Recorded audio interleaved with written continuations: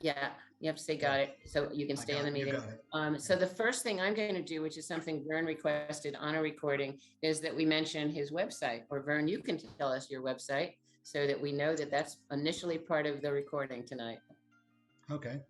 Well, the website, I've had a website for almost 20 years, but I just recently, last week, in fact, have launched a new website because I'm changing the direction I'm going, as I mentioned a little bit ago.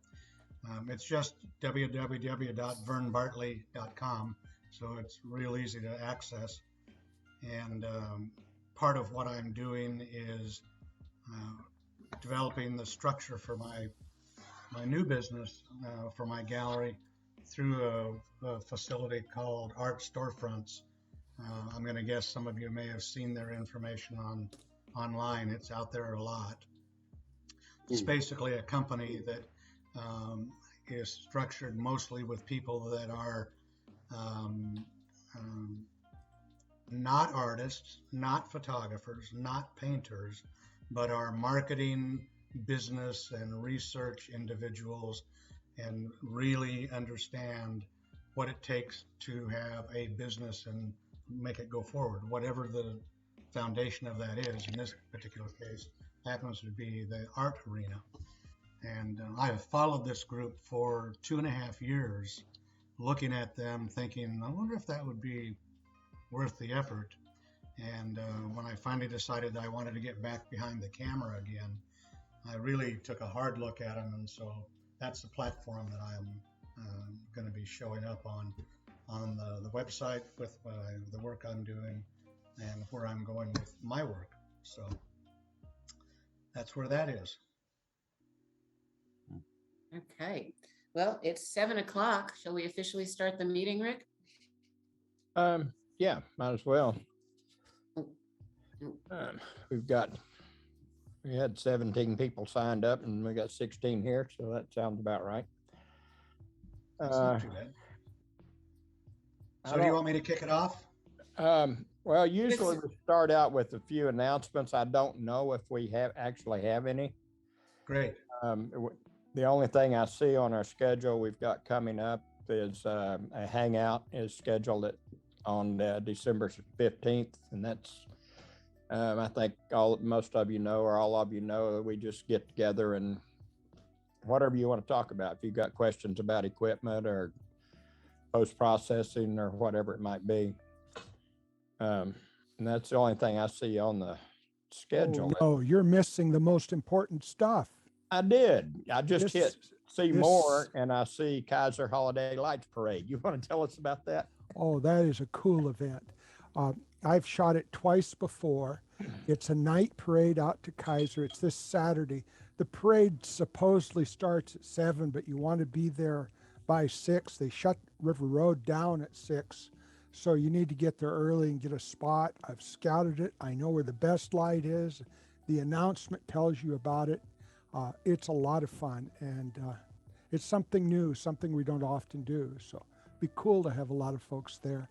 Also, next January 3rd, I think it is, it's a Wednesday, first Wednesday in January, we're going to do another of the Photoshop and Lightroom Q&A sessions. We went for 2 hours the last time and felt like we had an awful lot that was still undone. And so we're going to pick up where we left off, add in some new things. We're going to talk about TK8. I'm going to briefly show the Topaz applications. I should have a free copy of Luminar by then. They promised it to me. And if I have that, I'll talk about it if there's anything worth talking about there. So it'll be a party. Look forward to it. Sounds good. Thank you, Max. There's also we haven't done a group for this, but just to let you know, Willamette Mission is doing Magic at the Mill. And I think that starts on Sunday the 19th and goes maybe only 3 or 4 days. And they light up the mill and the whole Heritage Center. And I think it's $8 admission for that. Yeah, we've done that a few times in the past. It's always a fun thing to do, but I don't know about, for me personally, if I want to be around that many people, I don't know. Exactly that, but just as something that's happening, not as a group thing, but just something something for shooting lights. I think people are interested in that. And anyone who wants something scheduled, either get a hold of me, or if you're an organizer, go right ahead and schedule it. I'm not the only one with scheduling authority on our system, so you don't have to ask a lot of questions. Just go for it. Okay. Yeah. Matt, do you want to talk about what's happening after the presentation tonight before we move along? So we have a slideshow with some members' photos from throughout the year, and after the presentation, we'll be playing that. And we also have some prizes that we're going to do a drawing for. There's no need to do any entries, no raffle tickets to buy or anything. Those are just door prizes. I'm not muted. Okay. We're going to be giving those away after the slideshow. So go ahead and stick around for that, because you do need to be here to win those. So we've taken down all the names. I'm doing that right now, actually, writing down everybody's name, and we have a spinning wheel that will display, and as names are drawn, they'll be removed. So we'll do the higher end prizes first. That way, everyone has a opportunity to win those. I think that's it. Do you want to tell us what the prizes are? Or Rick, do you want to? That is making a list and checking it twice. It's Santa Matt, right? Santa Matt today. What about the prizes? What's in that Santa bag? Okay, first prize is Paul Sudzik has made a box with our logo on it, and it is really, really nice. I'm not going to be happy about giving it to whoever wins it unless it's me. I don't know what the price would normally be on this one, but his range, he sells them from $75 to $250 when he puts them up for sale. And this one is certainly not at the bottom of his creations. Second place is a parking pass for the Oregon State Parks for next year. Unfortunately, since I had to have it before tonight's meeting, I had to buy it last month. So it's an 11-month parking pass. And then third, fourth, and fifth are $20 gift certificates to Focal Point. Okay. Sounds good. So if anybody else have anything, questions, announcements to make? Well, yeah, one more thing. It looks like we have some people who haven't been here in a while, or some new people. So nice to see you, or not see you. I see names, but I don't see people. So nice to see you, and nice to see everyone who's here. All right. So our speaker tonight is Vern Bartley, who's been chatting with us for the last 15-20 minutes. I'm not sure what to say about you, Vern. It's your longtime photographer and educator and judge and critiquer, I assume, with galleries. He's in Newport now, mentioned that he had been in Bend. And I'm going to turn this right over to you, Vern, to talk about yourself and what you're going to talk to us about, and then get you into, let me make sure that you're also a co-host here. So you can do your, yeah, here we go. We've got you as a co-host, so you can share your screen and show us your goodies, as it were. So you're on. So let me do this. Before I dig into the slideshow here, just give you a little teaser of what this is going to be about. I titled the show Beyond What the Eye Can See. The presentation is about infrared photography, what it is, how it can be used, some of the ins and outs of it, and why one might want to go that direction, and what has to happen if you want to delve into that arena. So I just run through the entire gamut on the infrared side, and my specialty on the infrared side by choice has been in the black and white infrared arena. And as we go through this, you'll be able to see that there is a wide variety of types of infrared that one can choose to utilize in the field. A lot of people are doing color infrared, and I will give you some examples of that. You can also do just straight black and white at varying degrees of contrast and dynamic range in the images that you capture. I started into photography in 1960 and started in the film days, of course. And all I knew was black and white. I have never processed a roll of color film in my life, but I've processed an awful lot of black and white, and then made the transition into digital as all of us did. So kind of my core has always been, my passion in so many ways has always been black and white. And black and white fine art is what I eventually gravitated towards as I got older and more seasoned. So what I'm going to go through here is, in the beyond what the eye can see, is, so what is infrared photography that any of us in the room can use if you choose to do that. Is there anybody in your group that's shooting infrared now? I only see 3 people because of the skinny down screen. So if not, Yes. you do have somebody? Yeah. Okay, good. Are you shooting black and white or color infrared? I've done both, and my most current infrared is black and white only. Okay. I So have an you'll infrared enjoy, camera. I shoot that too. Okay. All right, so I've got the share screen up. I'm gonna bring up and we'll just take it from here, and it's a PowerPoint presentation, and I'll narrate what it is we're gonna do, and we'll kick it off from right here. So I like to start this. Can you enlarge it, bigger please? screen here. Right, Yep. there you go. Right there. Okay. So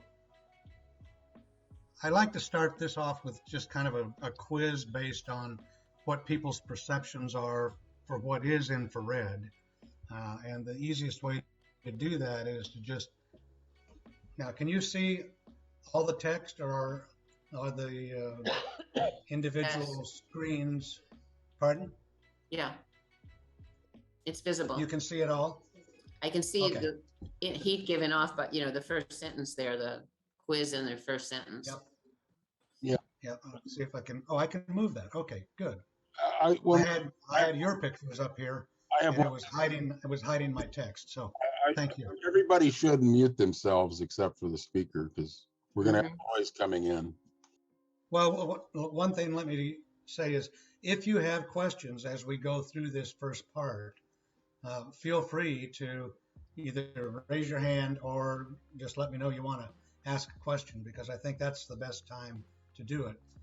This program is really set up in 2 different venues. One is, it's a PowerPoint presentation. I'm going to go through and lecture what we're doing. The second part at the end is a slide sound show set to music that I will go into the details on that when we get to the end, but it is all done in black and white infrared, and that's the purpose of tying that together with this presentation. So that's where we're headed.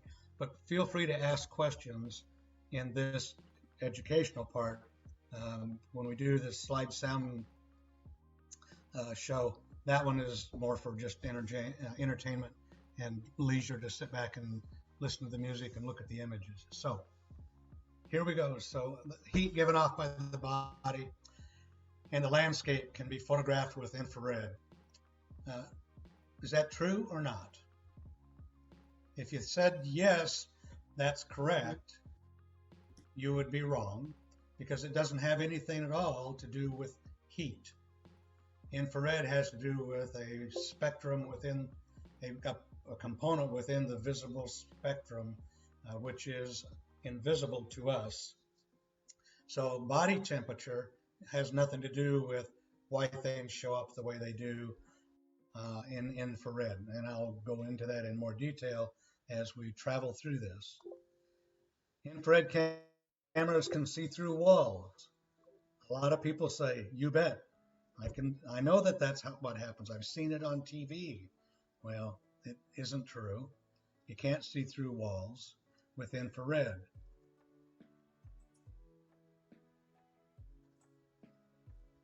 You can't do IR with a Nikon D700.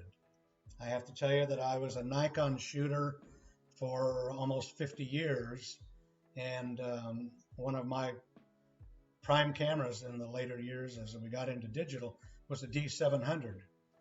And the answer to this is you cannot do infrared with a Nikon D700 because the manufacturers of the camera, in their infinite wisdom, decided to do a light emitting sensor inside the camera's shutter body to count the numbers of actuations of the shutter in that particular make and model of camera. And it worked just fine for counting actuations. What it didn't do is what it did do was it fogged the sensor because the light that it was using was a type of infrared light. So you can't do infrared photography with a D700. I tried to have mine converted when I made a jump to a newer camera and ran into that, and everybody said, well, we didn't know that. And I said, well, neither did I, but it isn't working. So you just need to know if you're going to do a conversion with a camera and you think you want to dabble in or shoot IR, make sure you ask whoever's doing the conversion for you to identify the makes and models that are applicable for the conversion. Canon cameras fog infrared images across the board. Well, I threw that in because I was such an avid Nikon shooter. It was just a jab at Canon shooters is all that really was. So it really has nothing to do with it, and it does not fog. Canon cameras don't fog infrared. So trees produce infrared energy or heat, which is why they glow white on infrared film sensors. If you say yes, again, you're wrong, because again, it doesn't have anything to do with heat.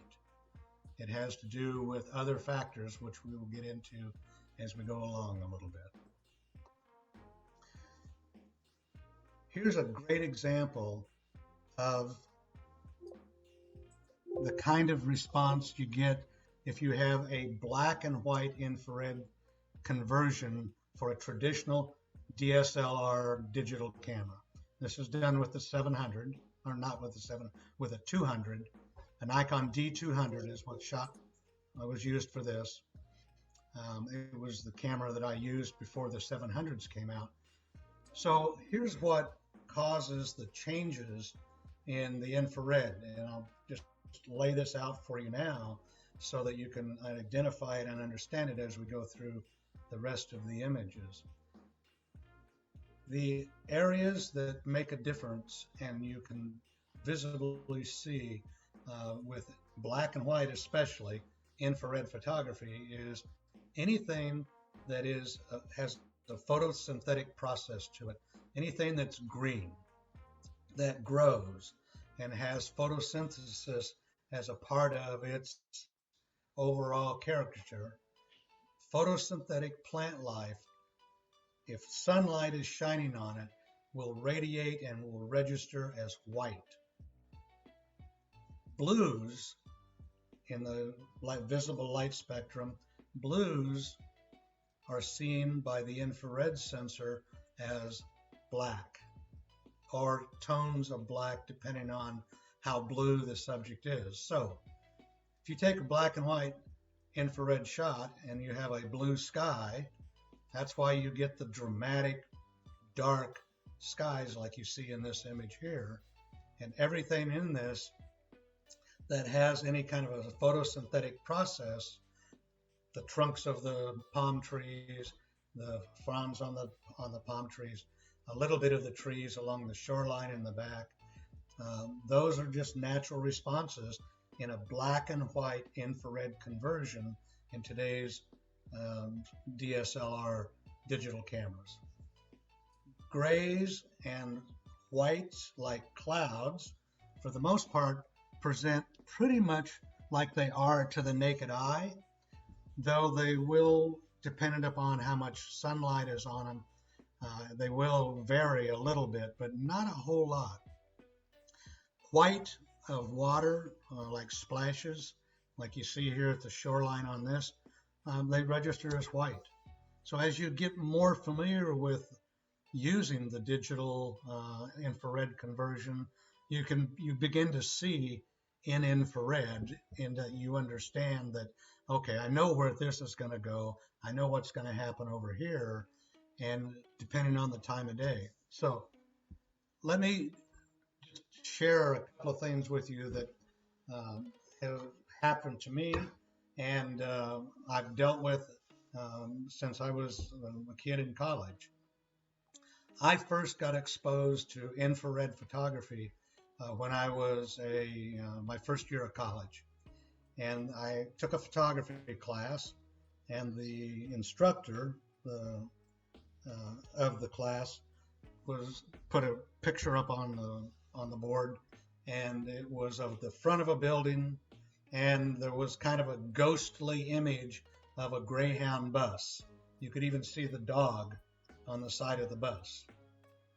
And his story was that bus had been in downtown Yakima, Washington, and it had sat outside in the summer with the bald sun shining on it. And when he came around the corner after having lunch, the bus had just left. And he got his camera and he wanted to take a picture of the front of the building. So he did. And when he processed the infrared film, the building was there, but the bus was still there. The heat signature of the bus being parked there, he prescribed that the bus was showing up. You could see the windows, you could see the doors, you could see the dog on the side of the bus. And that was his effort to start with infrared, and wanted to go forward with it from there. So I played around with infrared a little bit, and I found, and since in later years discovered, that the heat signature from a bus in all likelihood was not what caused the bus to show up. And in some ways, I've always kind of thought he was just kind of making up a story rather than giving us some good information, because heat doesn't do it. It again has to do with the reaction between sunlight and different properties of different items on the planet. So this is an infrared shot, and you can see that the sky is really dark. The clouds are very contrasty, and you get great reflections. And you know, it's a medium that allows you to really dig in and get some remarkably fantastic black and white infrared images, and they really show well. This is the Newport Bridge at low tide, and again, shot with my black and white Nikon 700 or 70, and it worked great. That's the bus legend from the teacher. The myths about digital from the very beginning, or not digital, about infrared from the very beginning was pretty much satisfied in that it's a real problem to shoot infrared with film, because you can buy infrared film, you can load it in your camera, you have to have something 10 steps north of a regular darkroom, because infrared film is sensitive to different kinds of wavelengths of light that we can't even see. And they have a filter. Well, when you put the filter on a camera trying to shoot with infrared film, you can't see through the filter.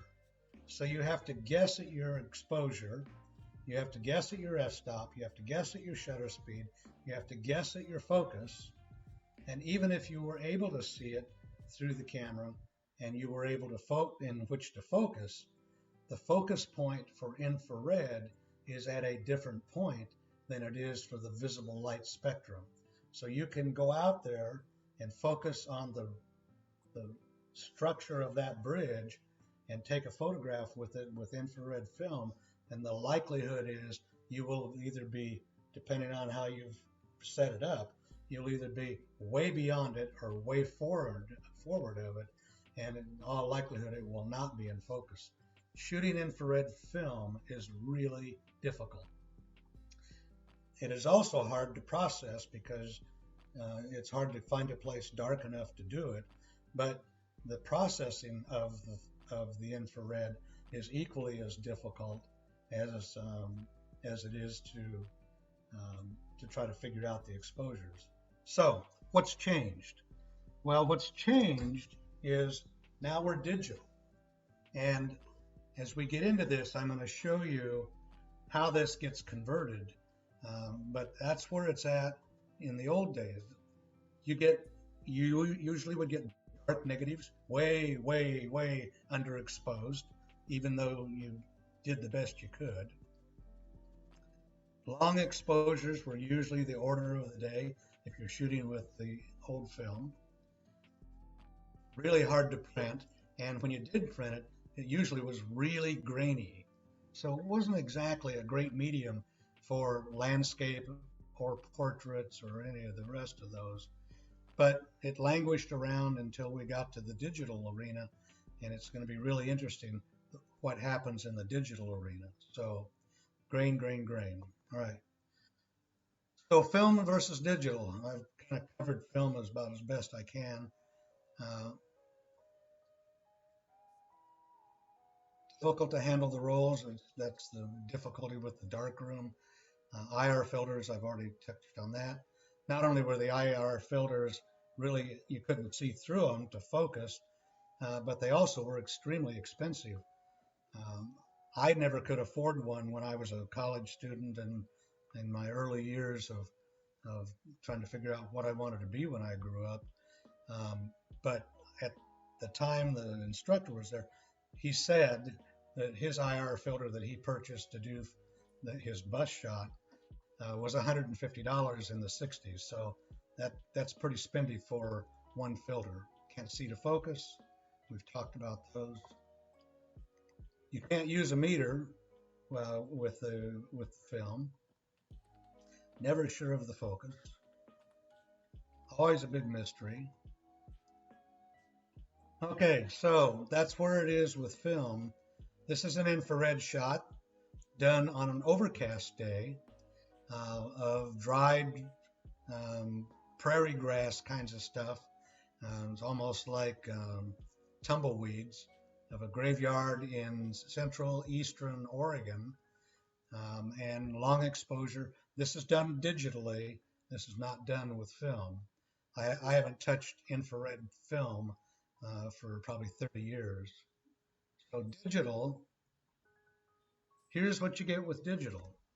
With digital infrared, you get to see and you get to choose what kind of infrared you want.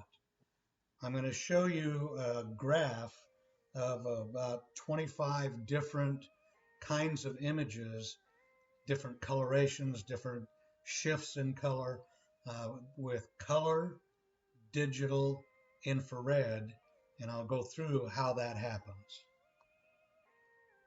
You don't have to have an infrared filter to take infrared images. It does require a filter, but I'll show you what kind and where it goes and why you have to essentially have a camera converted that's only going to be an infrared camera for you. So that's what you have to do. You get to see what you want to compose with digital infrared. What you see through the camera is what you see right now. You put it up to your eye, you get a great view. If it's an infrared camera, it doesn't make any difference. You're going to see the same thing. It's like changes everything in the world. You shoot by your histogram, and I'm going to guess that all of you, or most all of you, know and use your histogram. I tell my students when I'm teaching just general basic photography that, especially in landscaping, you kind of live and die by your histogram. So you really need to be on top of that. That is the best tool in the camera. The camera focus point can still be different than the naked eye. In most cases, it'll be close enough that you won't notice it. And in some cases, you'll have to have the camera recalibrated so that the lens is calibrated to match whatever particular infrared filter. It is a filter inside the camera, which filter you choose in either the color or the black and white arena. Does that make sense so far? Okay. You can see post-exposure images. As soon as you take the picture, just like you do now with your camera, you can see it on the back of the camera right now. And it's in infrared. You don't need a tripod. Before, because of the really long exposures, you just virtually couldn't even mess with infrared film without a tripod. With the digital infrared systems that are in place today, you don't have to have a tripod. And in fact, the slide presentation that I'm going to show you at the end this evening is all black and white infrared, and it kind of crosses the border for me because I'm a pretty staunch tripod guy for my landscape work, but I will tell you that every image in this slideshow at the end was handheld for obvious reasons. When we get there, you'll see. So what is IR? Let me see if I can move this. I'm trying to get this thing out of the way. I've got this menu bar here. Okay, there we go. So the peculiarities of infrared photography lie in the ability to capture what the eye cannot see. Infrared photography captures radiation wavelengths just beyond the visible spectrum. I'm going to show you how small the visible spectrum is and how that all happens.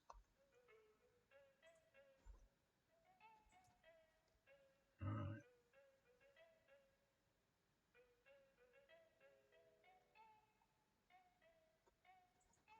All of a sudden, who's it?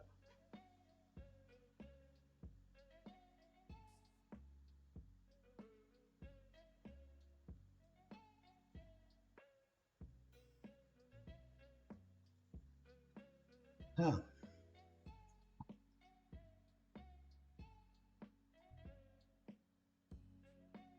No, we don't want that.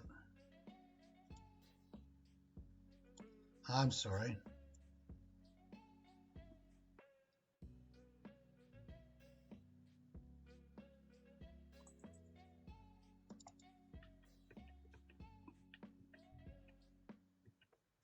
For some reason, now we're getting back to where I need to be.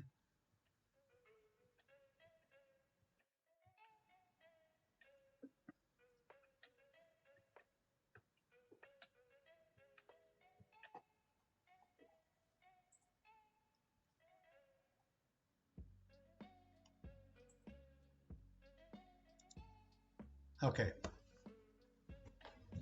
So this is the light spectrum. I don't know why my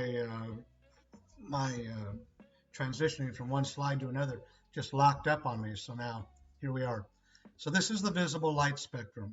This is the visible and invisible. This is the entire light spectrum.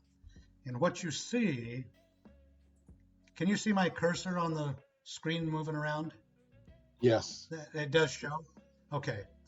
So this is the entire spectrum. Over here is the short wavelengths, which is cosmic rays, gamma rays, X-rays, and ultraviolet UV. UV is right at the transition of moving into the visible light spectrum. what we see as humans is from this area right here to this area right here. So out of all of this, we only get to see in here. Everything else is invisible to us. So this is the exploded view of this. Ultraviolet and ultraviolet, your UV stuff is over here, and over here is your serious infrared stuff over here. So visible light runs from here to here, and it's measured in nanometers. Over here, it's a little under 400 nanometers, and over here, it's slightly over 700 nanometers. And these are the colors in the spectrum that we can see. We can't see the rest of this. So this infrared part that we want to photograph in is on kind of the toe of this edge within the light spectrum. And that's where we transfer out of vision over here to things that X-rays and all that kind of stuff. Over here it's X-rays. Depends on the wavelength of the overall of the light that's being seen or in the area. So you've got, this is your visible light spectrum. So let's see if we can transfer ahead here. All right. So here's a black and white infrared shot. I think it's gone one too far. Nope, did fine. Okay. All right.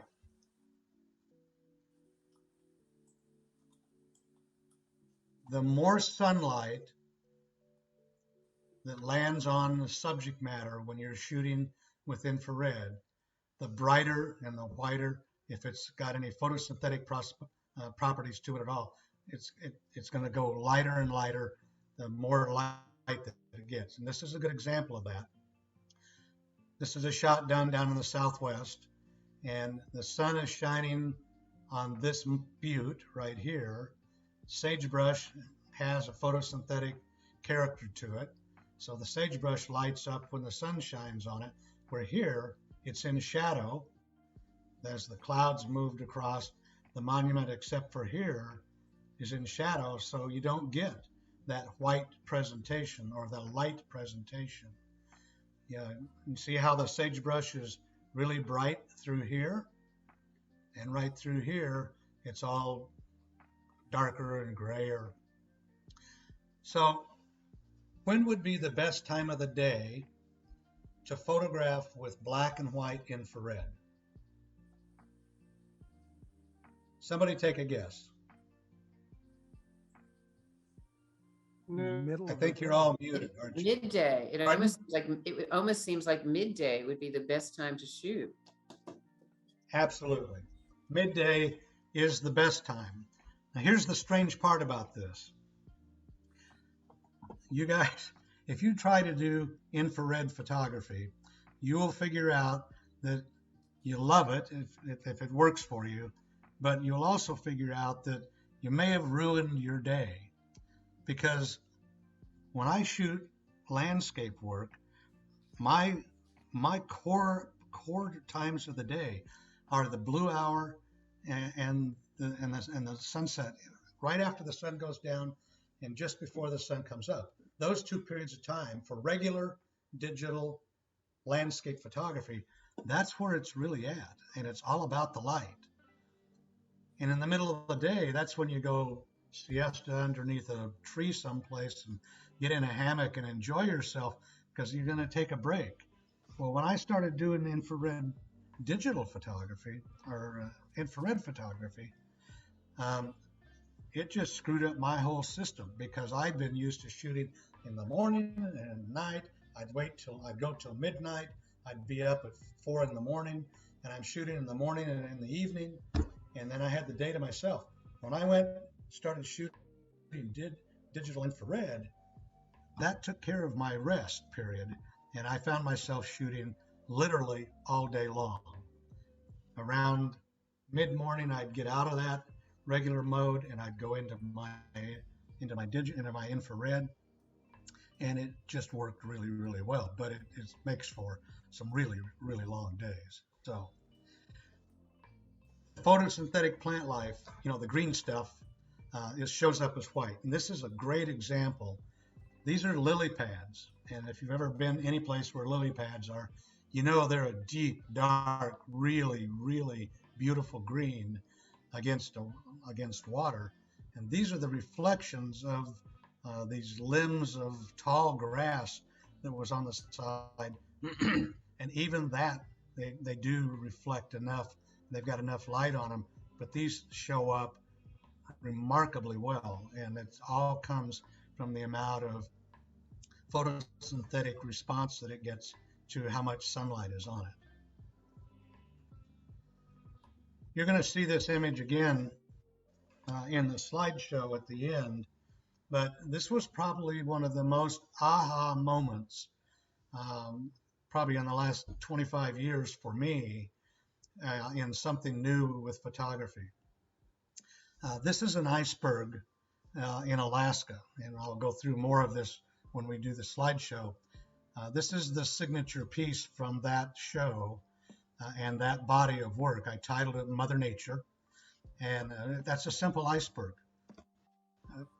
It's all got this molded looking kind of texture to it with the grays and the whites in the body. Well, what's interesting is when I was sitting in my little raft taking pictures up there, and this was the first iceberg I encountered when on this shoot, that iceberg was pure white. There was nothing there. I mean, it was just like a snow cone. It was pure white, no texture, no nothing. And my first few images that I shot were done with regular digital color. And I thought, I wonder I've never shot ice before. I wonder what it's going to be like if I tried it with infrared. So I had my body with me, and I got my infrared camera out, put the lens on it, and took one picture. This was it. And I looked at that and I went, oh my God, look at this. The texture in the ice, the character that came to be that I could see, it all had to do with the amount of sunlight hitting the ice and the structure of the ice.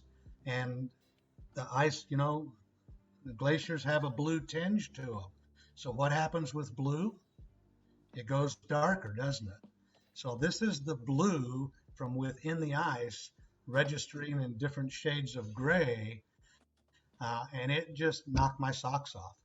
And the other part of it, and there's a slide here for this, so I'll save it for that.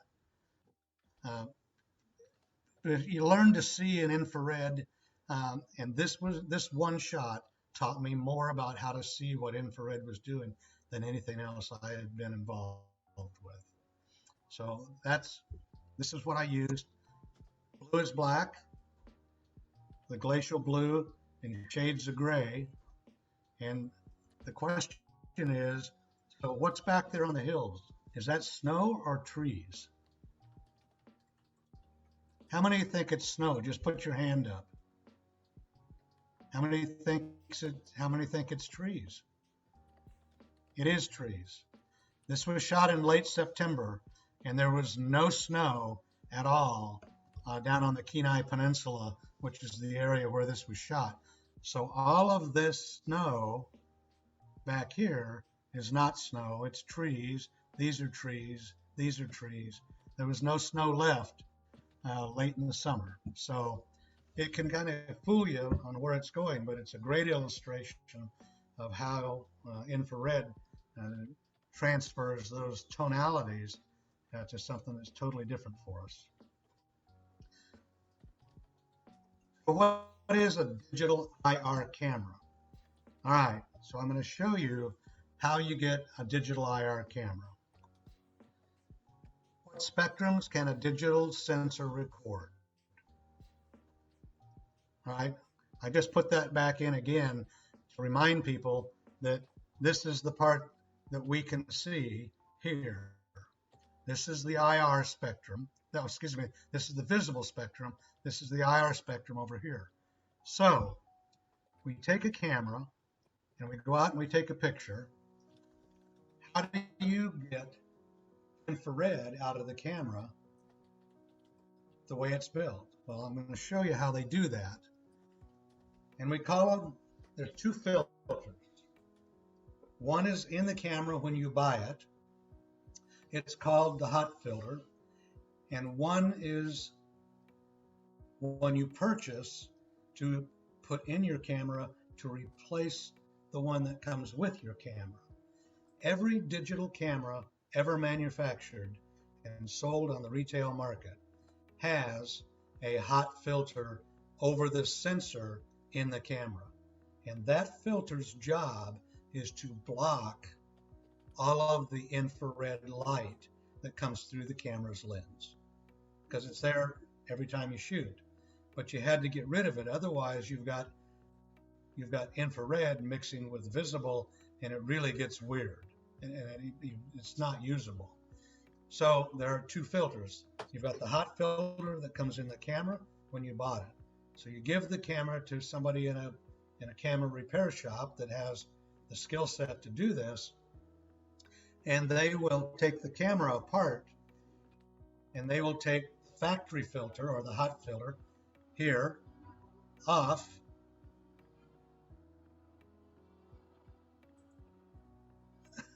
hang on a second.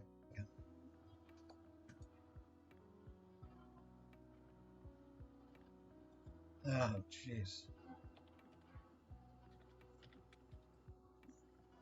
Don't go away.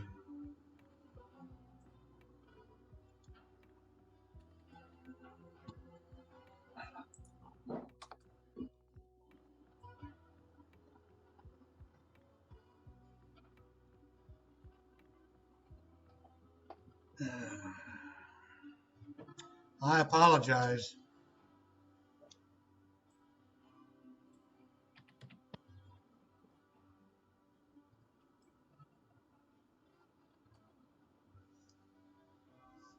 Oh, you know what that is? It looks like you're back up. You just have to get that piece larger again. I that is really not okay. Oh. So let me get back to where I belong. So we're here.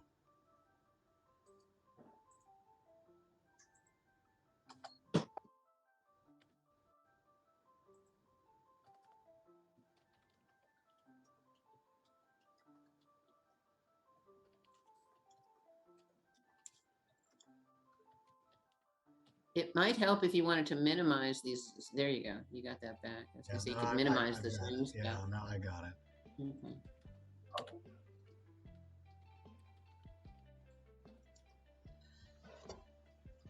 I apologize. I have a stereo system in my office, and a couple of nights ago, I was here by myself, and it just came on its own, and that's what that was. And I thought it was the music for my slideshow that had started up prematurely in the background. So my apology. All right, so here's the factory filter. This is the hot filter. That came on the camera over your sensor right here. So they take this off, and they have an IR filter that comes on that allows the infrared to come through and blocks the visible light.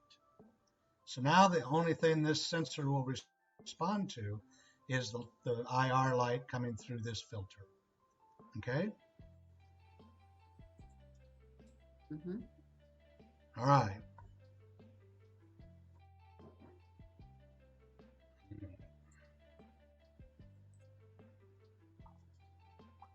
So take it out with the filter on it. That's the way the camera is. You have to pay to get that filter taken off if you want to put it back to a regular digital camera. I had my camera converted a number of years ago, around 2007, 2006. And I just leave it like that. And I take it with me when I go. And when the conditions are right, I pull it out, and I've had some remarkable results with it. This is just a shot on a location I was at. It gives you a really good example of the dark sky with the blue and the infrared conversion, little bits of color in some of the pieces of the sagebrush. They don't have big green leaves, obviously, this, especially in the late summer. So it gives you some idea of what that is. And for some reason, it's not forwarding. All right.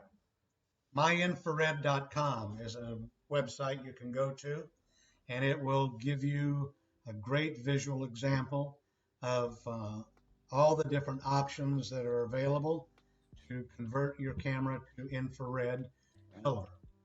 So all of these are options that you can convert your camera to.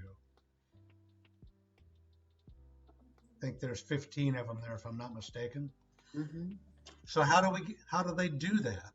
They do it by selecting a filter that sets in the camera that's at a different location in that infrared spectrum, so that as the spectrum goes further and further out, it becomes more and more pure IR, where in the middle it's not as strong. So you can do any number of things with it, and you just pick the type that you like. And if you think, you think this is what I'm going for, or no, I like blue sky, but I want everything to be weird here. You just pick what you want, and you tell them which one you want, and they make the conversion for you. It's pretty simple. So this gives you an example of a shot that was in their brochure that I copied out so you can see. In this case, the photosynthetic plant life all goes blue, as you can tell by the trees and the foliage back here. One thing that is interesting with infrared is infrared and human skin. Infrared really smooths out and just lightens and really makes the skin look beautiful.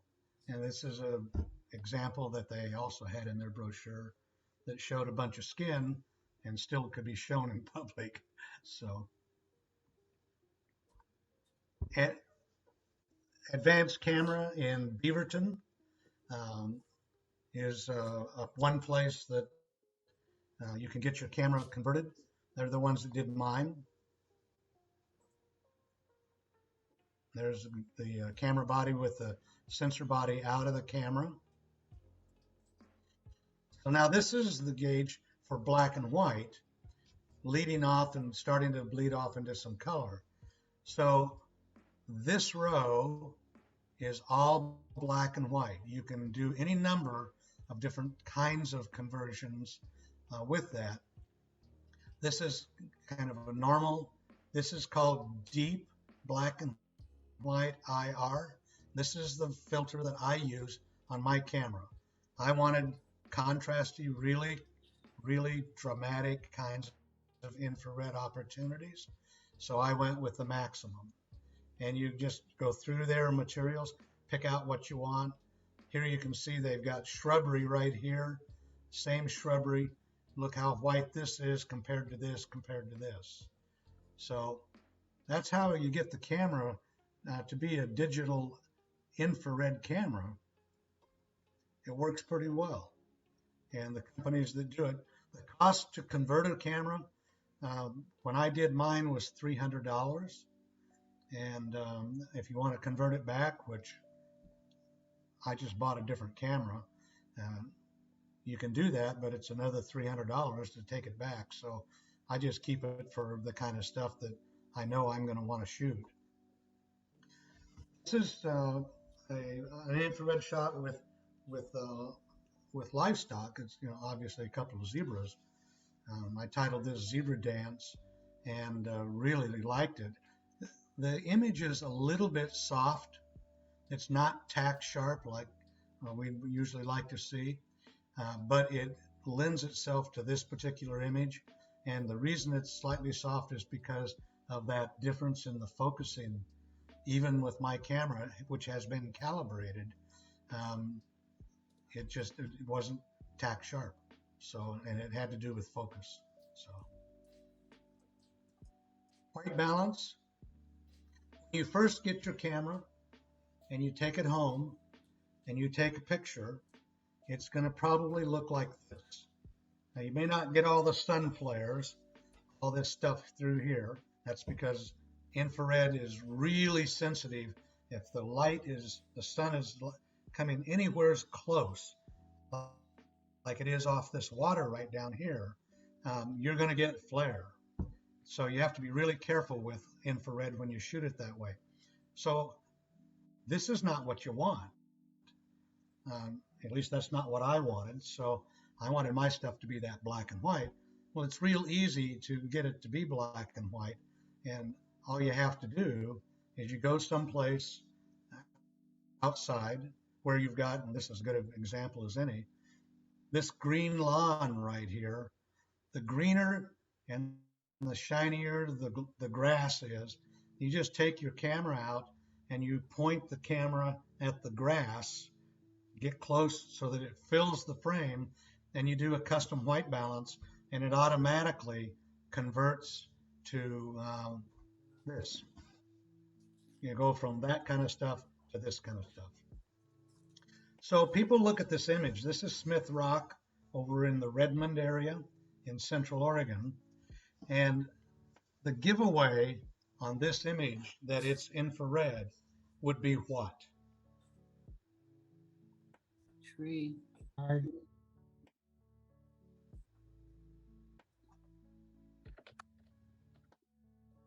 Any guesses? I would say the sky or the water. Well, what gives this one away is the white on the edges of the water, because that's the lushest, greenest part of the scene. Central Oregon is high desert, has a very low humidity, very low. I mean, it gets like 4 to 10 inches of rain a year over there. So everything that's close to a body of water like this is going to be greener, and the photosynthetic process really comes through. So you look at this and you go, this is blue because it's water and it's reflecting off the sky. So this is going to go dark. This is really bright. It's almost pure white. So that's got to be plant life. And that just tells you that's an infrared shot. And once you've shot it a little bit and you know what to look for, you can at least go, well, I've got pretty strong suspicions that's an infrared image. In this case, it is an infrared image it's a 7-shot pano. The image is wider than this. I cropped it for this presentation, but clouds are doing what you expect infrared clouds to do. And one thing you have to do when you're doing these kinds of images with the infrared is you've really got to bracket your exposure, because this stuff right here, the clouds with the sun on them, can be so white it's like a wedding dress in the sun that you overexpose, you'll never get that detail back. So I always bracket when I'm shooting in infrared. Just figured that out as I was learning to use it. But then you can maintain detail like I have in here, which kind of carries the day. So if you've got an infrared camera and you're having trouble with the focus, just know you can send it in and have the focus calibrated to the infrared parameters of your camera. This is an example of where I focused everything in this on this cube, and this is what the sharpest one was. I changed f-stops to see if it would help. It still was this one, and this is what I was focused on in the camera. It looked like it was right. This was really close, but the f-stop was also stopped way down. So you can just see that the focal point wanders when you use infrared. So universal calibration, live view with autofocus and with manual focus. But all these are settings that can work really well for you. Um, if you've been shooting since film days, one of the things that I always wondered what the heck it was, but on the older lenses, do you remember, or do you have a lens that had on your focus ring, it would give you there's infinity, here's 50, here's 25, here's 10, but then there would be another one that was in red with a scale on the lens? I never was quite sure for a number of years what that was about, but I'm going to show you on a couple of lenses here. Those markings are the infrared focus for that lens with infrared film. That's what that was for. So there's an example of that. This is at 135. This is 150 for a zoom. And right here is 85. Here's 135. So you see there's this much difference from here to here on the focus by going to infrared film. These are the focus parameters for infrared film. They don't calibrate and they don't equate to today's change the filter in the camera, but that's what those are if anybody ever asks you. Okay. There's three lenses. There's the settings. This is the sliding scale for infrared for focus, and here it is on a Canon lens up here. Another infrared shot from Smith Rocks again, and I was looking for something that had lots of drama, and this really brought it home. Doing, dynamic skies is really what it's about if you want to do black and white infrared. So facts and tips. So best camera settings, best time of day to shoot. I'll just run through these. Shooting HDR, hotspots and flare, sensor dust and maintenance, flash photography with IR. Some cameras won't do IR. So real quickly, best camera settings.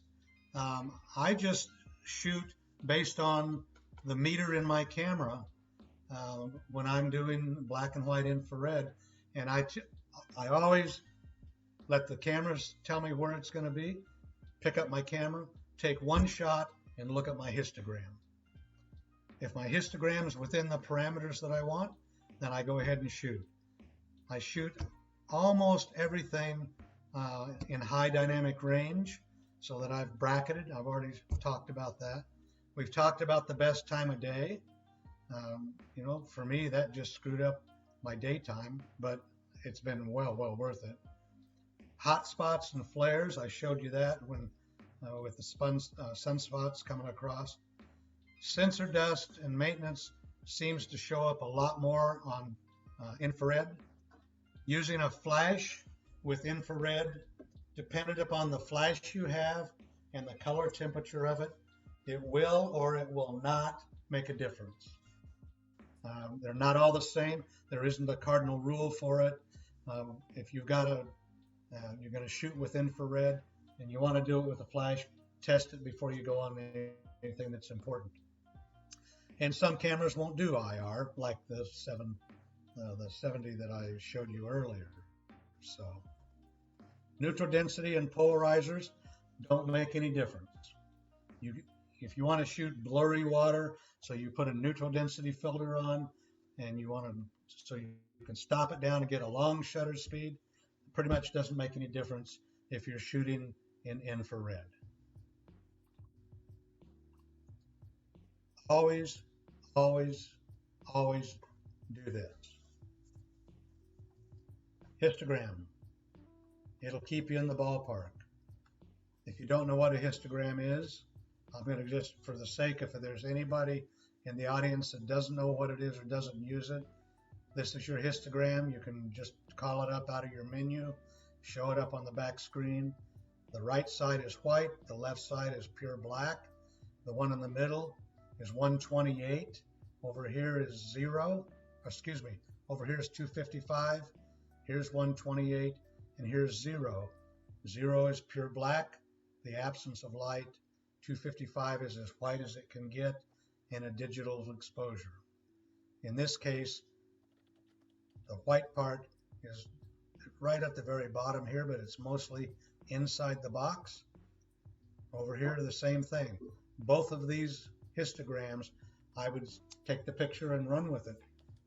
When you get this stuff blocked up against the sidewall, that's when you have a problem. This was the same pond that had the lily pads in it. And again, it was an overcast day towards the end. And this is what this looked like.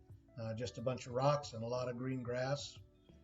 This is a late evening shot, and it was a long lens, and it just really, really worked out. I did not think it would work, and it did.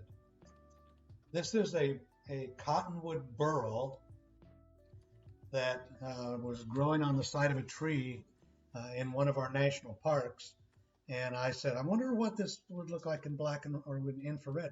And it was stunning. So it's taken a couple of awards. Infrared, don't have a bright sky, but we've got pieces of stuff that really works for it. And the wheat and the grasses in the foreground stand out because of the photosynthetic components of that. Okay? Thank you. Any questions Part on one. infrared? Yeah, I have a Pardon? question. I don't know if other people do. I have a question. What about colors other than green? I mean, if you're red roses, what will happen? Is that considered photosynthesizing?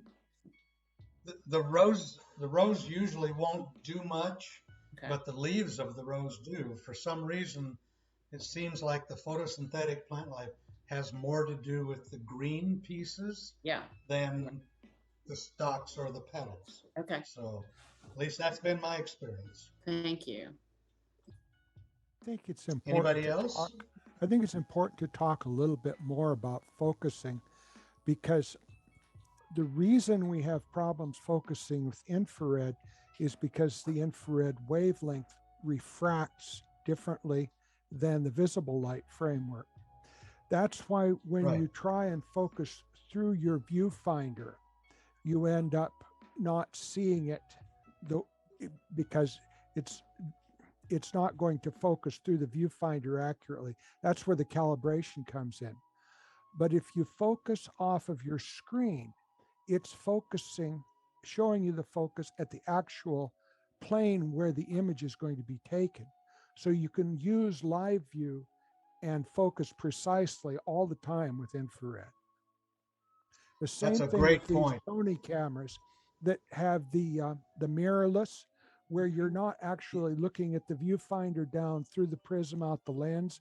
You're looking at an image that's made with the camera sensor. And those will focus precisely with infrared, again, because you're showing what the sensor is actually recording. Great comment. Thank you. Yeah, thanks, Max. Anybody else?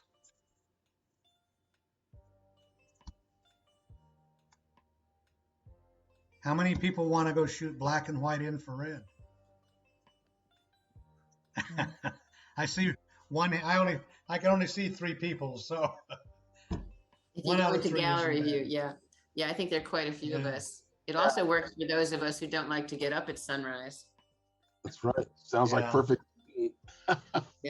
Perfect time for me. What did somebody just showed? Who was that? Rick just showed something that said infrared. What is Nope. that? Is that a Wasn't camera that- box? Rolly 400 infrared film. Oh, film. There you go. Is that new, or have you had that for a while?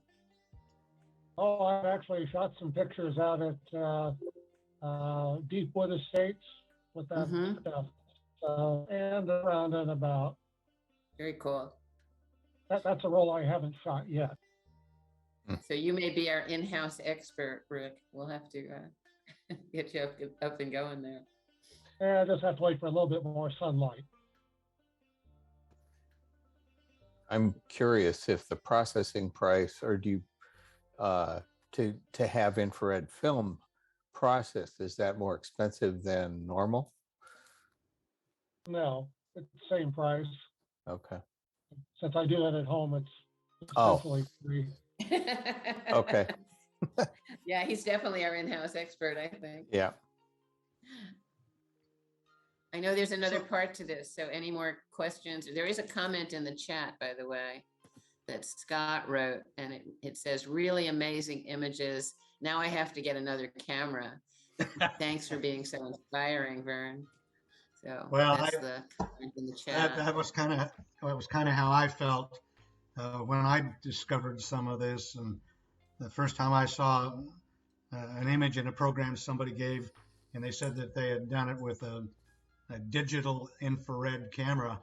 I mean, boy, my antenna went right up, and 2 weeks later, I was looking for a camera and got one, and then figured out who was going to convert it for me. So, yeah, it's I know it's a that, lot of fun. I know that the Fuji cameras, because I have a few, have notoriously weak infrared filters. And so I decided to take a 720 nanometer filter and just put it on a regular, let's see, it was an XE2S, I think it was, and it actually worked. I did have the problems with a little bit with the focusing. It was quite big. When I shoot my film, I shoot it with a rangefinder camera, so I can frame and compose and focus and so on without having to look through the mirror. That's my solution to that. But, the Fuji cameras have such a weak filter that you can actually get a fairly significant, but not as good as yours, infrared effect. Yeah, it's a great place to go dabble. Since I've moved to the coast about 10 years ago, I have found more and more opportunities to do my infrared than I ever had over in the Bend area. I mean, there certainly were opportunities there, but here, water, clouds, you've just got so many things going on here that just really, really work well. And especially lighthouses, they just lend themselves to infrared. So, yeah. So, any other questions? Would you like to see the little slideshow? It's about 6 or 7 minutes long. It's not a long one. So, Go for it. okay.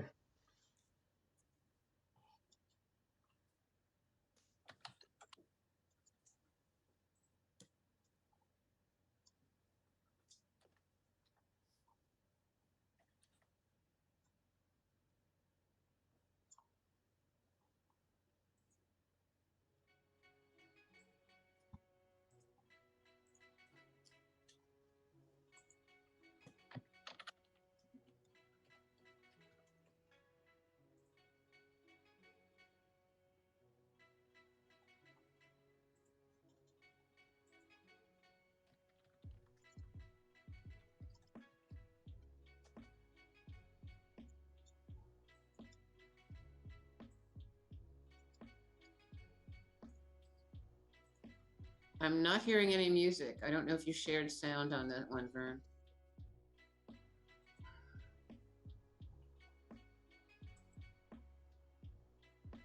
How did we do that before? You went into share screen, and then on the bottom left, I believe it says share sound as an option.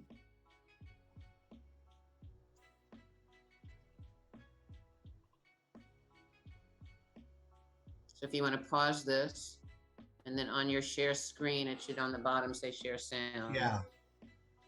Yeah. I don't have a share sound this time.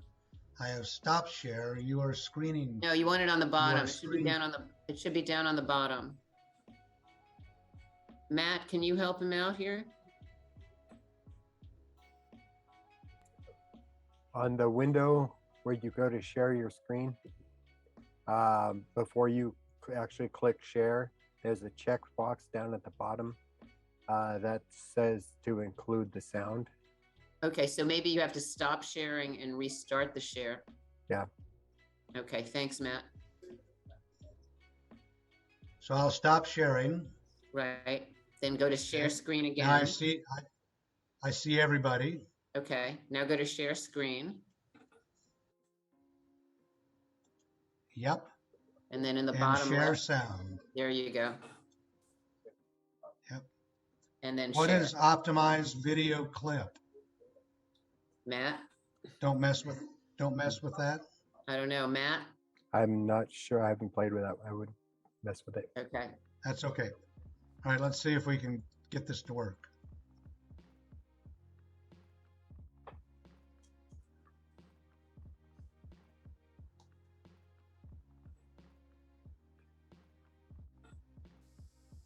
All right.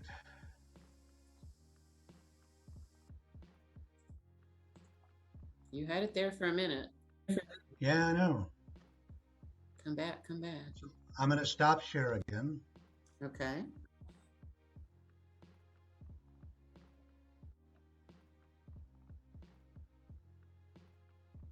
And I don't have anything about sound now. go back to start share again. Share screen, Yep. and then Sound it should is say on. sound. Okay. Okay, And and then I- it should say bottom- somewhere, start share. in the bottom right corner, there's a button that says share. Just Hit blue that one. share. That sounds like the next step. I can't see it Okay. because if I have my share screen open, Yeah, that's what I did last time, and this is where it took me, which was and where is that slide presentation then? it's showing You need to stuff click on bouncing around that. from Zoom. Can you click on the slide presentation? Yeah, but I can't see it now. It's There it is. And now just make it larger.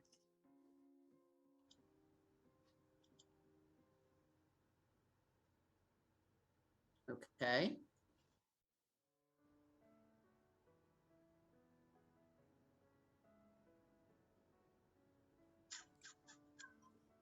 But it's not starting. yeah, it's not starting, and I don't have up. Here we go. There you go. Maybe it is.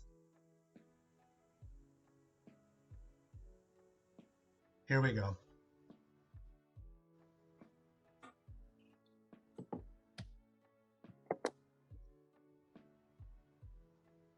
No music. No music.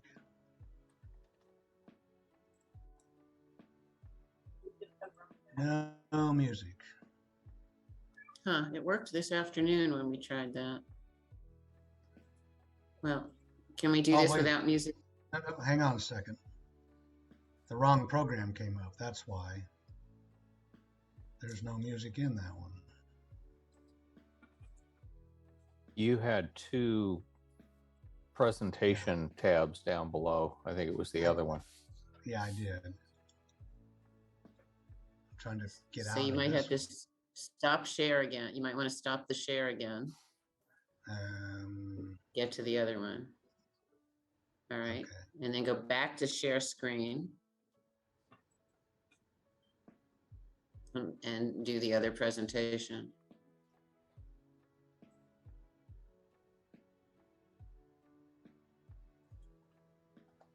All right, share screen.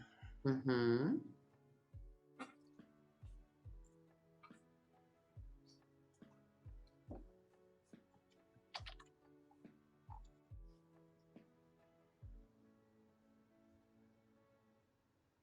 That's going to close it. Yeah. You don't close it, right? Yeah, but this puts us back to the.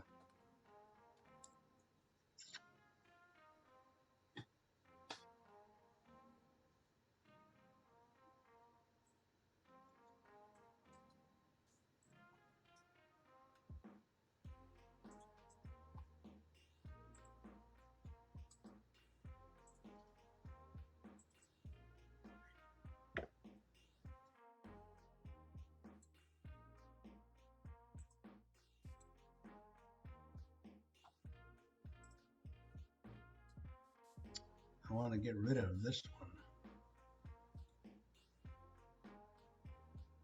You have an actual file on your computer to play? Yeah, that's All right. that's what it was. When you click share screen, the window that pops up, do you see in the middle where it says advanced? I do. Okay, click advanced and be sure and click share sound down at the bottom.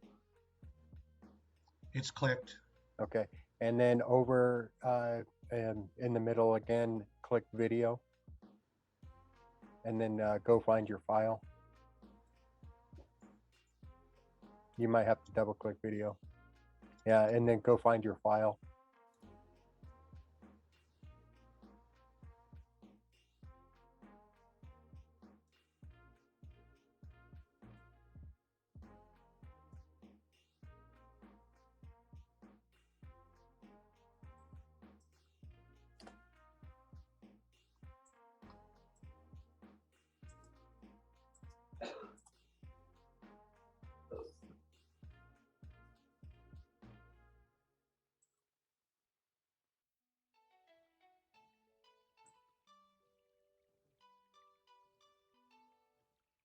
Have you found it?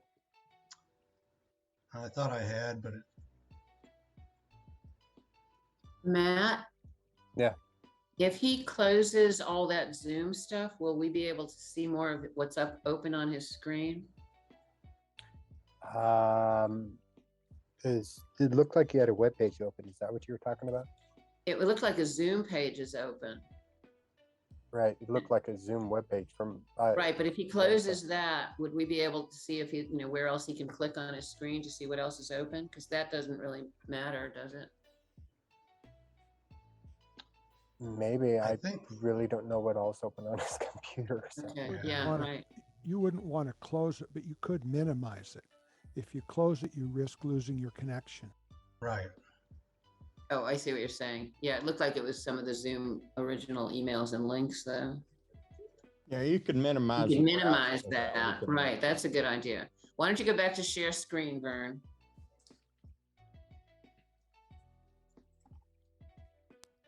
And let's see what we can find.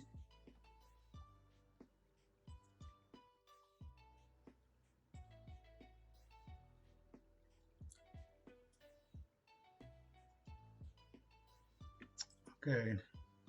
I'm on share screen.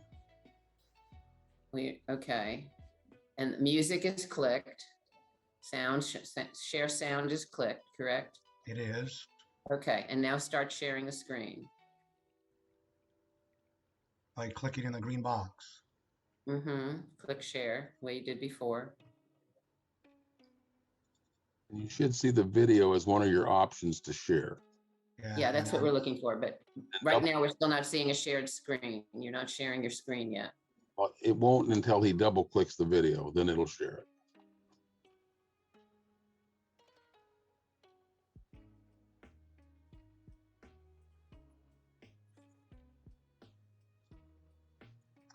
I have a feeling it's open, laying back here behind this other thing. Yeah, that's what I think also. But we need you to share your screen again if you can. There, it's shared. No, it's not. You still not seeing it? Uh-uh.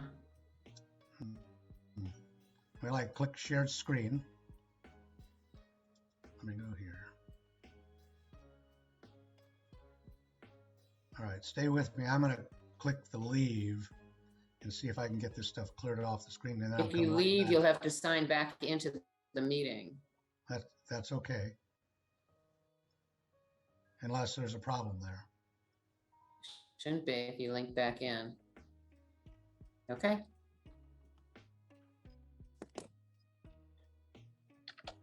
Okay. Do we want to go ahead with our slideshow? I was going to say, while Matt, that's. and you start that, and then when he comes back, we'll see if we can get him through. Yeah, we can do that. We can go ahead and play the member slideshow. Yeah, while we wait, and if he comes back in, we'll just see if we can get his slideshow up. It's about 11 minutes long or so. Okay. There is music to it, but it's low enough that people should be able to talk over it. Well, Oh, he's back. over Okay, there. I'm back with you now. okay. So let's try this one more time, and if not, we're going to just switch on to the next step of the program. So hang Yeah, on, Matt. I totally All right, agree. so go to share screen. Yep, and I've done that. Vern, And there. you got the there you go. Okay, now you're sharing. If you minimize this Zoom stuff, go up into the right, just minimize that whole thing, that page where minimize. All right. Okay. If you can actually, yeah, go back and minimize it. Just move it now and minimize it. Not that one, the one to the left of it, the little line. All right, yeah, the straight line, the negative sign. Not that one either. Go to the right with your mouse. There you go. Hit that one. Click that. There you go. Okay, we can keep doing that. If you can move that, again, you can minimize that whole thing, each of those. Can you move, all right, if you go to the right where that plus sign is and see if you can, and now go to the minimize again, the negative sign, the minus sign up in the corner. There you go. There you go. Do that there, okay. Do it again. There, okay. Now, is it one of these things that you wanted to share?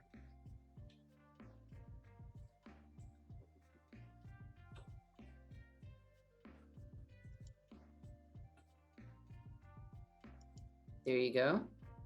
Okay, Matt, you got to tell him what to do from here.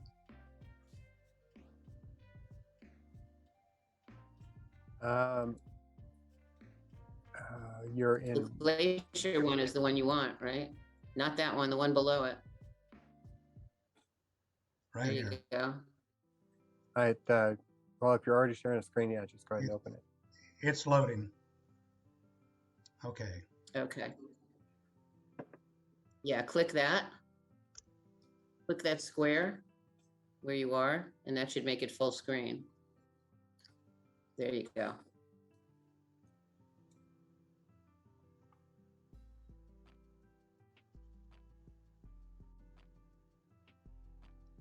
Loop all. However you start it.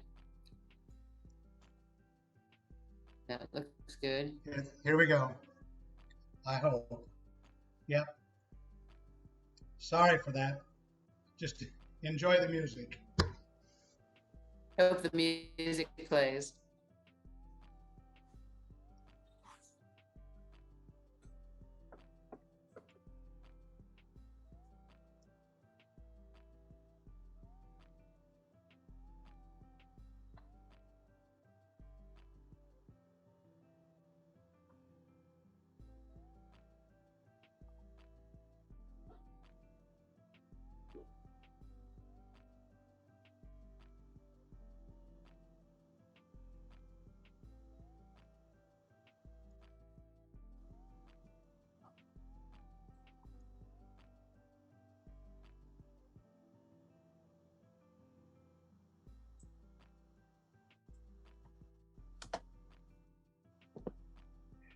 I'm not hearing anything. Did you want to talk about these a little bit while it's going, Vern? Yeah, I don't hear any music either, so. No Do you want music still? Vern, there's no music, but do you want to tell us how and where you took these? Oops, we can't, I don't think we can keep trying this, Vern. It's just taking too much time. Yeah, just talk about it. Did he leave? I guess he Oh left no, there again. he is. I don't know. I was looking at the wrong spot. No, he's All right. That's enough fooling around. Okay, thank you anyway, Can you hear Vern, me? for that one. Yeah. All right. So we'll have to go to your website and look at these images. We've got your website.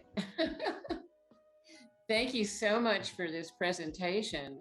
Stick around if you like and see what we're going to do now. You're welcome to hang out with us. And it's just been a real, if you decide not to, we understand. It's been a real pleasure listening to you, and I'm looking forward to keeping in touch and seeing your virtual gallery or real gallery or whatever. You in can't Newport. hear me, can you? Yeah. Yes, Hear we you. can. We just couldn't hear We the can music. hear you. Oh, you I don't can't know hear if us? you can hear us. Okay. I don't know if he can hear us. Vern, can you hear us?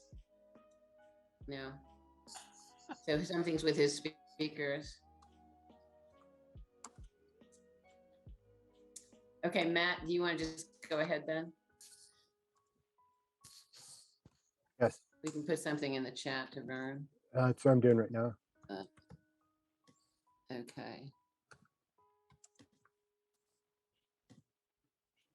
Okay, I have to get offline for a minute. I'll be right back. All right. I'm going to go ahead and start this. Like I was just saying, where am I? It's about 11 minutes long. There is music in it. Hopefully we'll be able to hear it. Can you hear me now? Yeah, we can hear you. Well, I can hear you. There is music in it. It's You can hear me? yeah. Yes. Yeah. I can't hear you.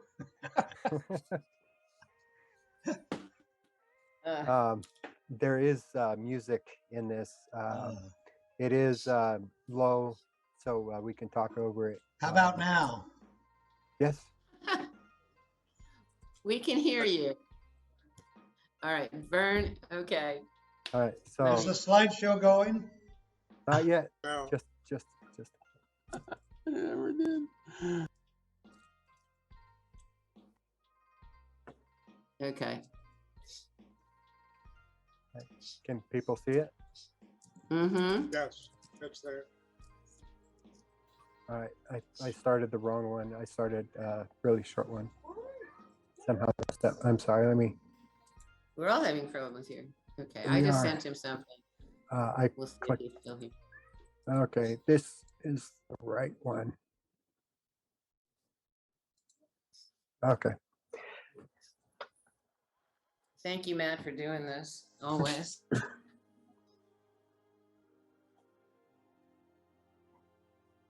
All right. So this is a collection of photos from Facebook and from what's it called? Meetup that were shared throughout the year. On the from Facebook, it was on the actual photo sharing group. It wasn't from anybody's personal pages.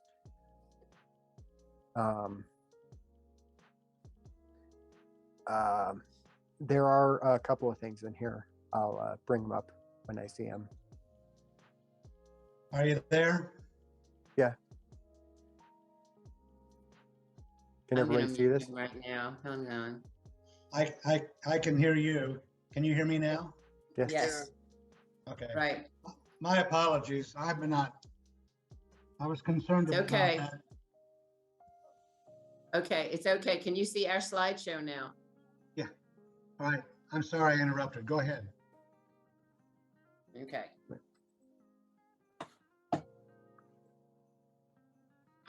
Does anybody have any plans for next year? Anybody in big photography plans? Plans? Yeah, to do some infrared. Sleep late and do infrared. Just looking at everybody's pictures, there's people have posted a lot of really cool stuff this year. Oh, that's cool. Yeah, that's cool. Yeah. That's one of the cool things about setting up these slideshows is I get to look back over the year and see everything that people have posted.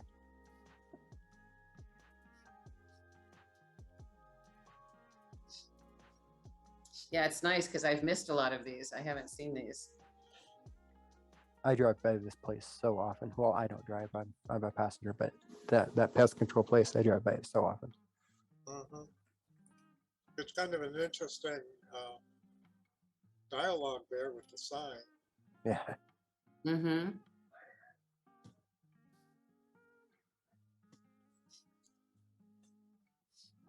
That's Minto, right?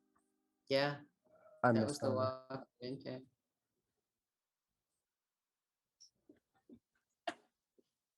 These were all up on the Facebook and the meetup pages, Matt, is what you Yeah. said? Yes, I need to look at those more closely. that's a cool one. I like that one. Mm-hmm. People make doors out of interesting things.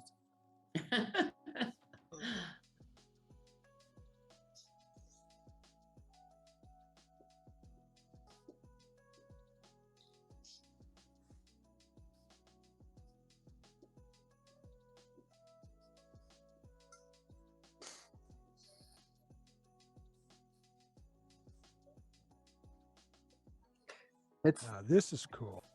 oh yeah. Gordon does a lot of nice images. He's posted a lot recently too. A lot of his older films. I think it's film scans. I'm thinking it's film scans. I haven't seen Sil or Jim Curzio in a while. Are those guys okay? Does anyone know? I was talking with Jim the other day. He had a fall and cracked a couple of ribs, so he's a little sore, but he said he's doing okay. Well, that's good. I was going to take him out for a beer and chit chat, but he didn't think he could drive with his ribs hurting. Mhm. So when he feels better, then we'll do that. How's Good. Dan doing? Huh? How's Dan doing? I haven't heard it in a He while. passed away. Oh, he did? Yeah, I didn't know that. That sucks. yeah. Yeah.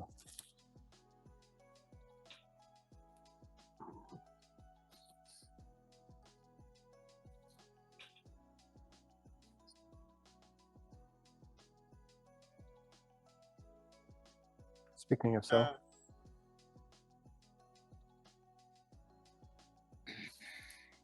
Only we were all that handsome. What was that, Max? What was that? I said, if only we were all that handsome.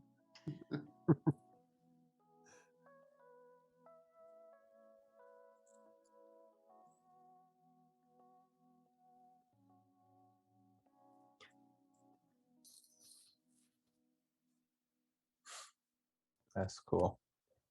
Rick, did you shoot this year? No, they told us they already had photographers, professional photographers. I looked at the website of the people they talked about. We shoot better, but I didn't want to be a volunteer to hand out water or whatever else they had, and I didn't want to go down there in the midst of all that crowd. So Yeah. I decided to pass. Hopefully they'll do it again. Yeah. Oh, Carol, this is good. yeah. Really like that one, Carol. Yeah, the lighting is so beautiful in there.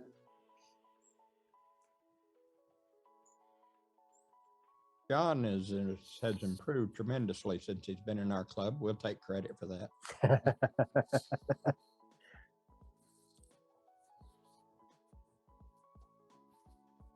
That was that that a- statue walk. Yeah. Was that a Talking Waters? That would no, that's right here. That's Mirror Pond, right downtown Salem. Oh, okay. Yeah, by the Civic Center, library area. Mhm. Okay. I saw that in Las Vegas.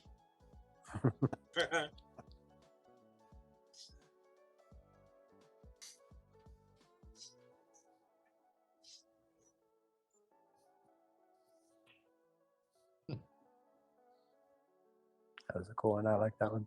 Yeah.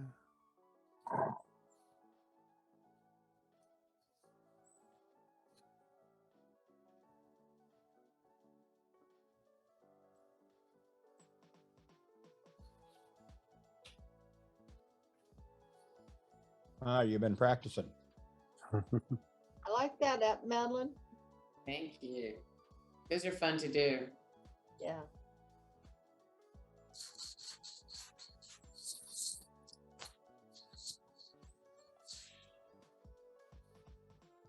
John, sorry about this. I misspelled it. All right. I went to fix it, but I ran out of time. No worries. Just don't mess with the beard.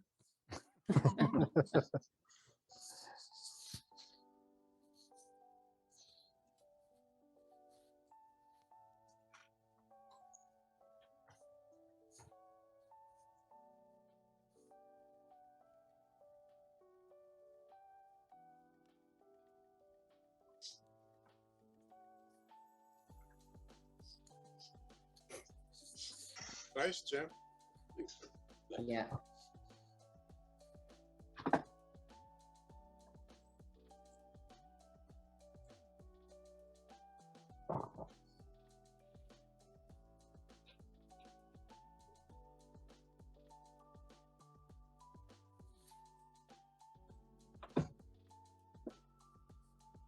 Nice lighting, Candace.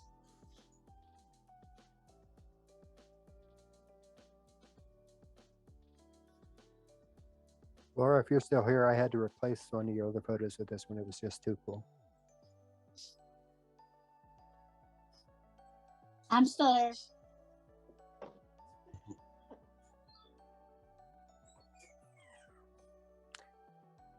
a pretty cool photo, Scott.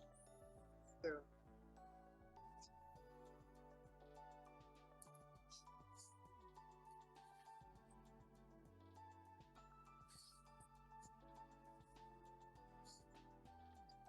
I don't know that I've actually met Gary, but he's a paid member. I don't know him.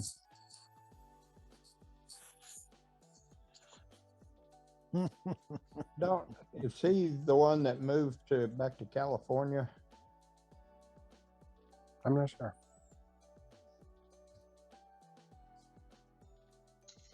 Oh.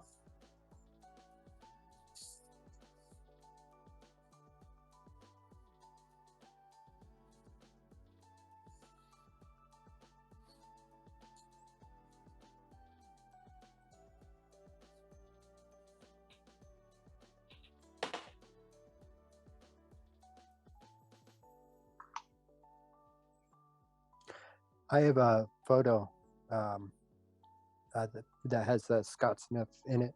That Lightroom, when they do their face, the Lightroom CC, they did their face recognition stuff, and they included him with a rack full of blueberry muffins, and they said it was all the same person. Yeah. Okay. And this here is another mess up right there, that part there, that I didn't have time to fix. I was going to fix it at the same point that I would fix the misspelling. So I'll fix it later when I do the upload.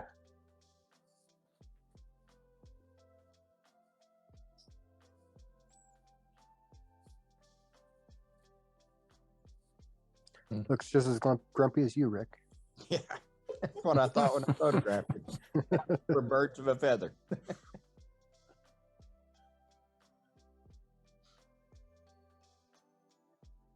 That's pretty remarkable. Oh, yeah. Mm-hmm.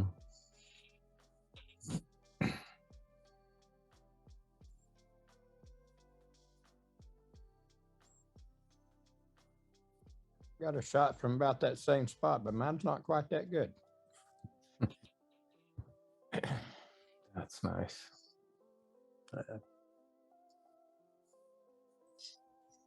Stephanie, I didn't see many of your photos there. I looked and I looked and I looked, and this group of photos from that one was the only one that I could find. I don't know if Stephanie's even still here. I think she is. Yeah. Yeah, I kind of took a year or two off, I think. Yeah. Well, I searched. I did a lot of searching, and Gordon, he posts so much that it was quite an effort to try to find photos of yours. Well, thanks. I haven't been submitting. That one was within the last couple of weeks, so It was, you were so- pretty good. It's right in there. Well, thanks for looking. So I think she posts a lot, just not on our group. Like I said, I didn't Thanks, go to anybody's Matt, for personal doing pages. that. That was really That's lovely. nice. Yeah. Yeah, Yeah, pretty thank cool. you, Matt. I like your Really good. moonshot, Matt. Okay. Best one I yet. just wanted to moon everybody at the end. Cute, very cute. So let me stop this here. There it is. All All right. right. Okay, So all right. we have, we're down to 14 people. We lost. Yeah, good, better chances. Odds are All right. getting better. Maybe I don't have to give away that box. Hey, after all. maybe as co-host, can we get rid of some other people here? We'll just leave it, a few of us. All right. So Nothing personal, anybody, just, let me update the list here. So yeah, I'm looking at the chat list and I'm looking at it in my order. So there's me, there's Madeline, there's Rick, there's, where did Jim go? Oh, it's down there. Oh, maybe that's where everybody went. Oh, it's complete different order. There's While you're more. doing that, Sean just posted in the chat. in case- everybody see the chat? If you win something, email Sean. Her email address is in the chat if you don't have it.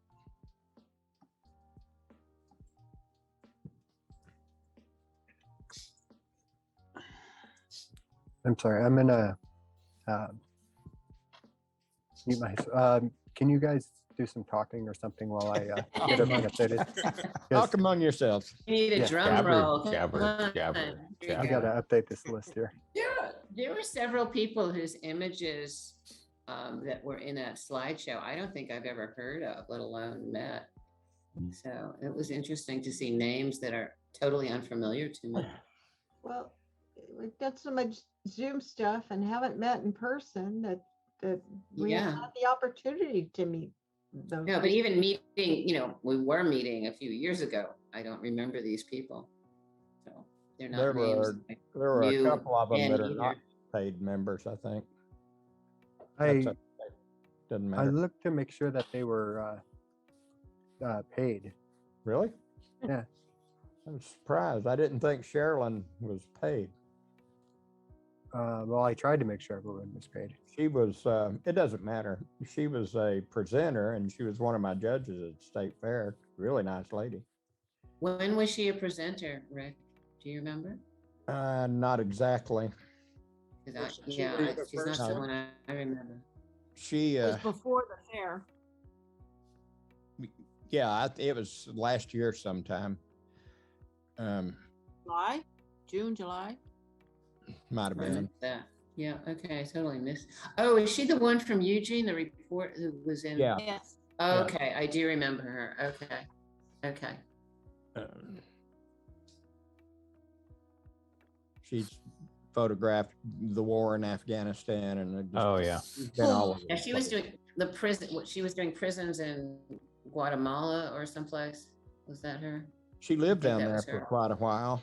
Yeah, I think that was what I remember. I'll be right back. Or- She Mhm. texted me recently, was wanting to know if I knew anybody that, I don't know what kind of project she's going on, but if any of you would like to go on a trip to Guatemala or somewhere and go to one of the dangerous places she goes. And Sure. Well, Guatemala is not so dangerous these days. I don't think I'd go to Honduras. Guatemala's okay. There are a lot of people doing trips to Guatemala and Nicaragua, other Central America, Costa Rica.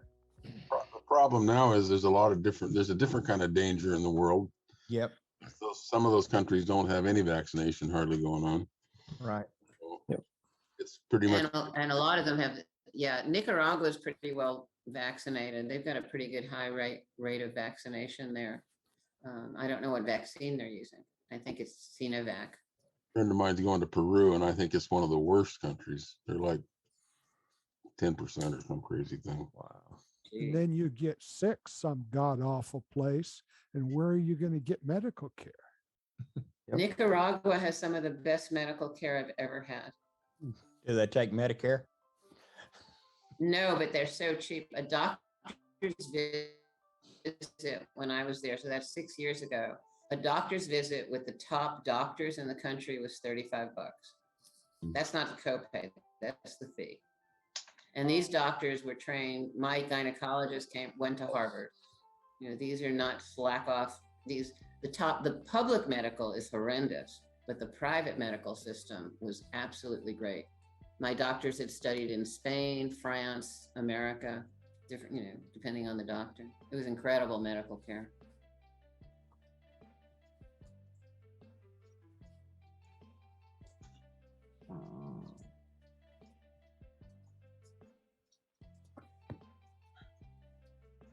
But that's not widespread. I mean, you have to be in the capital city and you have to be at the top places. Costa Rica also has really good medical care. I don't know about Guatemala, but Costa Rica has excellent medical care. Meow. Marlo, Okay. Okay. Whenever anybody's ready. go ahead. All right. Who's going to be calling out the prizes? I can do the wheel thing since I have it all up here. But who wants to call which prize is which? You said we were starting with I got something I need to get off my chest. Right. Good luck. Yeah. I It's mean, usually temporary. You said we were starting with the top prize, so that'd be the box. let me share my screen here. I want to share. Let me share with sound, so it's all pretty cool and everything.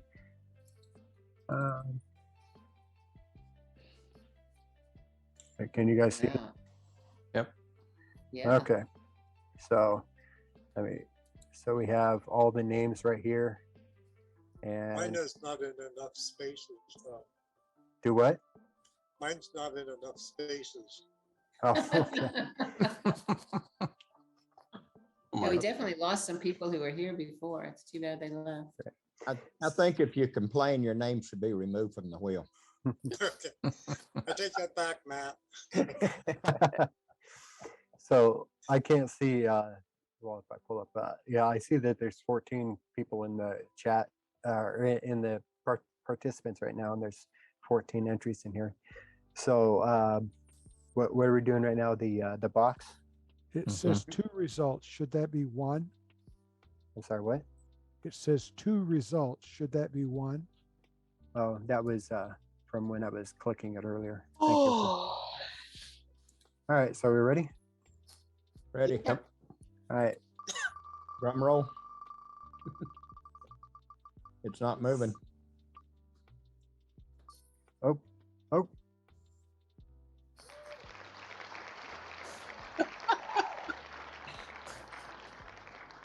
Well, that was good. So what happened? Didn't see it move. Yeah, we didn't see the wheel move. You guys didn't see anything? What kind of crap Did you you? trying to Did it pull, move man? on your end? Yeah.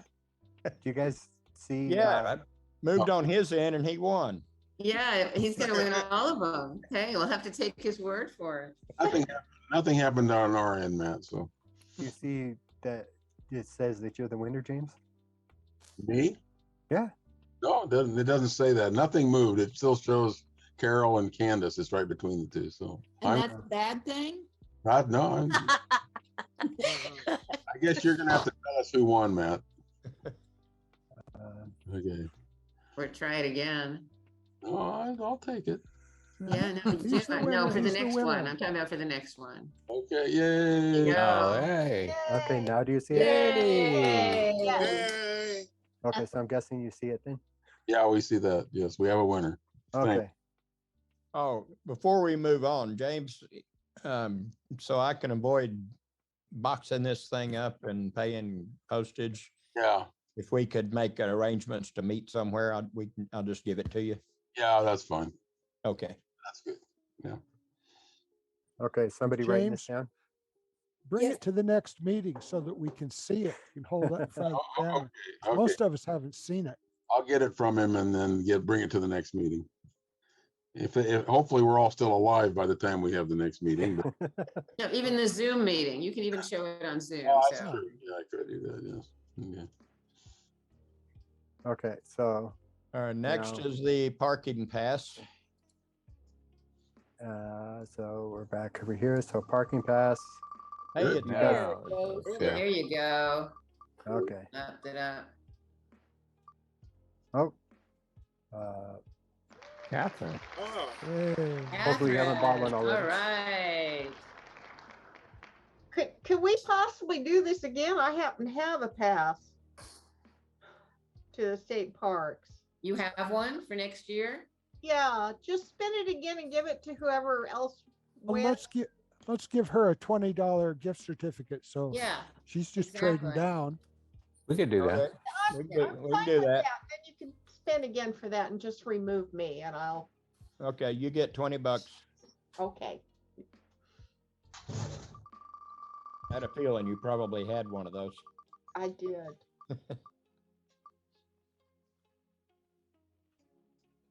rigged. All right. Yay, Matt. Do you have a parking pass, Matt? I do now. Okay. Okay, so now which one are we doing? Gift certificate. Got 2 gift certificates left.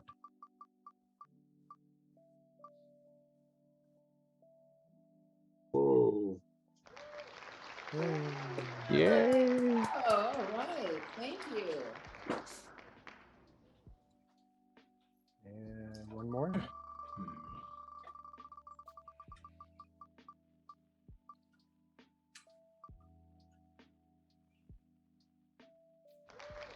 hey, Yay. congratulations. All right. Yes. Cool. Okay. And who Oh, gets to clean up very the mess cool. before we go home tonight?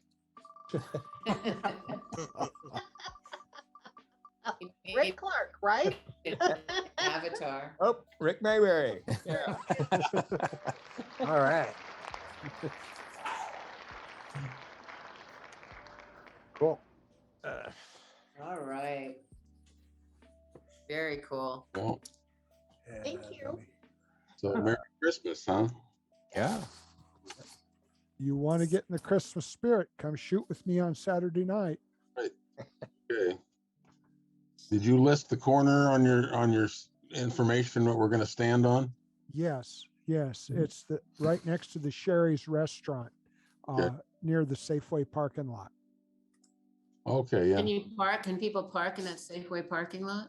Yeah, you can. And you want to get there early though if you want a spot because it fills up. Yeah. There's also a parking lot behind the Walgreens across the street. Okay, good to know. We'll have to see about that. All righty. Well, happy holidays, folks. Yeah. Likewise. You Yep. too, everybody. Happy holidays. Yeah. Happy day. So are we? And see you all. But what's Somebody was asking Huh? a question. What's Sounded up, like Catherine? Laura was Are we asking a doing question. something on the later this month? Is that what I heard? Next Wednesday. Next Wednesday. Oh, you're doing a hangout next Wednesday, right? Yeah. Okay.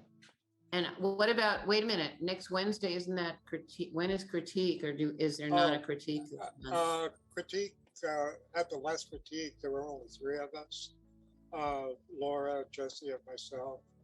And so it's determined to go ahead and pass on it for December. So what are we doing with critique? Is that on hold or can we, what's just- going on with that? Because I was planning on doing that next week. Yeah, skipping December. Jesse said Skipping he would do December, something- but picking up again in January, is that the Yeah. plan? Okay. Okay, thank you. Okay, so then the next thing is the hangout, the shoot on the 11th, and then next month's general meeting. Is that right? Those are the 3 things coming up. Well, Yep. no, we've got the Photoshop Lightroom Q&A. Oh, right, Oh, on yeah. January 3rd, right, Yeah. got it. Good, all right. Well, see you all somewhere or run into you cashing in our little gift certificates at Focal Point. Well, Rick, I'll Good night, all. give you a Good call. seeing Rick. everybody. Okay. And I guess I can find your number on the website or something like that, right? I don't know that I have it listed anywhere. So, May not do. I don't know if I have your email address or not. I can just. yeah, you probably have that. Hey, I'm gonna leave. Bye. Bye. All right. Bye. I'll Sean, get in touch with you. Sean, I have a question. Is Jim and are- Rick, do you two want to do you- message each other before we end the meeting? Yeah, we could do that. Yeah. Okay. What's Quick that, Madeline? question for Sean. I'll just put. Sean, my do phone you number. have an actual gift certificate? Or can you Yes. just tell Focal Point that I want it and they have a credit up No, there? we have a little card. So you'll Okay. need to just email me your address. It's in the chat, James. Yeah, Got it. and then I'll get it email or I'll get it mailed to you in snail Okay, mail. thank you. I figured if we could just tell them, they know me, so it Yeah, doesn't matter. yeah. But, okay. All right. Take care, everyone. Thank you. Bye. I'm gonna end the meeting for everyone. Bye. right. Do you need to stay on? Okay. Bye. Thank you guys for doing what you did.